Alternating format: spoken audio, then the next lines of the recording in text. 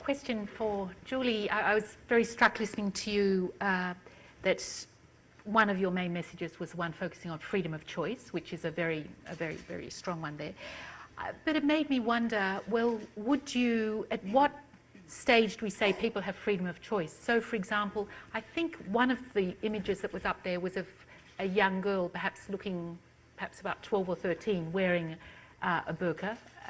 But at what stage do we recognise freedom of choice? So, for example, should we accept girls of 10, 11, 12 being clothed in a burqa by their parents? How does freedom of choice operate in that particular context? Well, I guess if we allow women at the age of whatever consent to determine what they do with their bodies, then you know, we can make the same determination around how they choose to dress. But I don't see... look, let me take a personal example. My mother imposed a rule on me growing up. She didn't want me wearing black, although you're sartorially flanked in it today. She felt that it was inappropriate. I fought with her about it.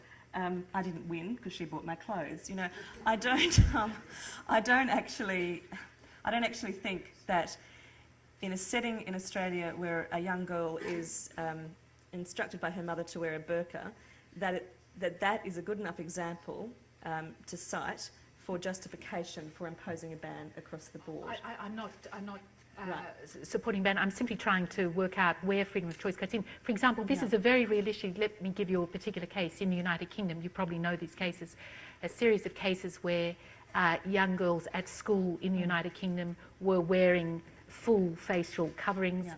The school said this is inconsistent with our clothing code. You may not attend school. And one of these young girls, then her case was taken up right up to the House of Lords. Interestingly, her case was argued by Cherie Booth as her barrister.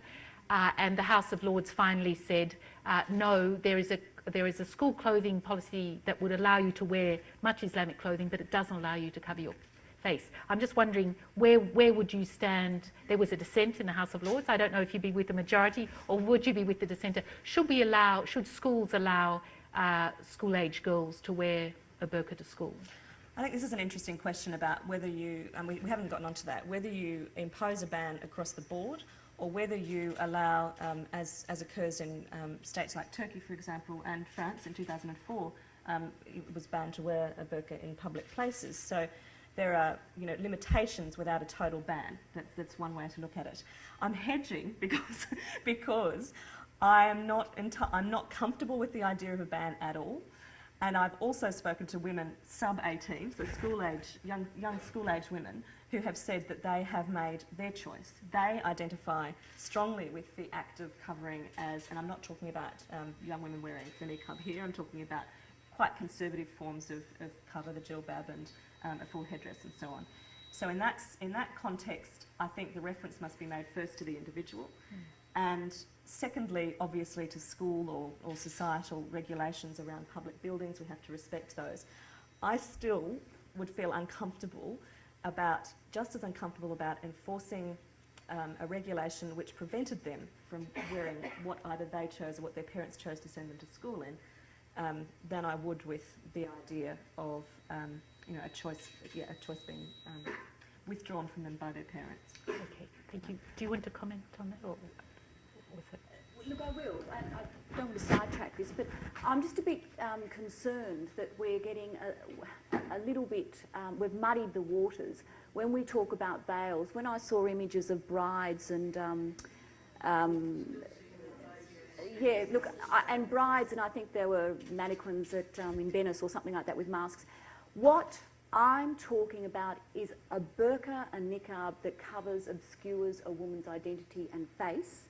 Okay, I'm not talking about the hijab. Quite frankly, I quite like the hijab, and I respect the hijab enormously. But the burqa, the niqab, and a chador, that also just gives you a letterbox covering. That's what I'm talking about. I'm not talking about that level of different level of covering that is in fact deemed religious. And goodness gracious, I accept that. I'm talking about the thing that covers up a woman based on an ideology of mistrust and based on an ideology of women being concealed. That's what I'm talking about. Thanks, Virginia. Sorry, Can I just briefly respond to that? The images that Virginia refers to, I deliberately put them up there. They were provocative, but it must be remembered that the veil in the context, as we refer to it, and veil is the term that is often used generically to refer to various forms of head cover and face cover in Islamic settings. But the veil that we walk down the aisle in that covers our face before it's lifted off, and it could be variously opaque or transparent, is designed to imply that we are chattels being given over to our husband and we are now being revealed to the world. But with respect, that's just a theoretical argument about a costume that has nothing to do with what we're talking about when we're talking about the burqa. I think it does.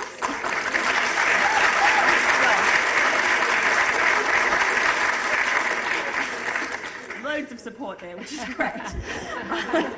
We do love each other, believe it or not, we do. We just have a difference of opinion and we're allowed to. I think it is relevant in that we have to look at the cultural origins of various traditions, and we have to, if we're going to be prepared to judge other cultures, examine our own traditions and what we submit ourselves to. At the same time, issues around obscurity. You know, if you ban the burqa, what are we going to ban next? I mean, in Venice, that was a picture of somebody in a face mask in Venice at Carnivale. I mean, literally, how do you write a law that prohibits that? Okay, I have to say, with regard to issues that are raised about, you know, that bank robbers might start using it, I really can't see, you'd be hiding your face, but the other fabric that goes with it, you'd be flat out getting out the door. They wouldn't need the security camera, you'd have tripped over it. And just a tip for any wannabe bank robbers out there, I'd find something else. Okay, I have now, and then there will be questions from the audience, but I just also, Shakira, I was very interested in your very subtle take on the idea of freedom of choice, and this has come up in a whole range of ways in what is freedom of choice. Struck, there's a legal scholar, an Algerian legal scholar, Karima Benoun, who's written quite a lot. She has supported, for example, the Turkish laws and so on, which are much more, you know, which are simply just of the headscarf. But one of the points she makes, and I just wondered what your reaction in thinking about freedom of choice was, because you ended with that ringing call saying, well, look, I do respect freedom of choice. I understood that to be the basis of your argument. You can correct me in a minute if I'm wrong. But my question would be following on that. What about an argument such as put by people like Karima Benoun? Well, actually, the fact that a society allows full coverage of a face actually allows, her argument is, men within a family will often use the fact that this is tolerated in the society to force their sisters to wear such a covering. So I'm just wondering, given that you've got such deep experience in different communities, how would you respond to that type of argument? Look, I am uncomfortable with framing it all around this word choice, because I do accept that Muslim women in communities here and in communities overseas, there's so many pressures coming on them from different directions that their choice is not exercised like fully autonomously. And I completely accept that some women who are choosing not to wear hijab, say, because it will inhibit their employment prospects, for example, well, that's a choice on one level, but it's a choice between unemployment or head covering, you know, not the choice that they'd necessarily like.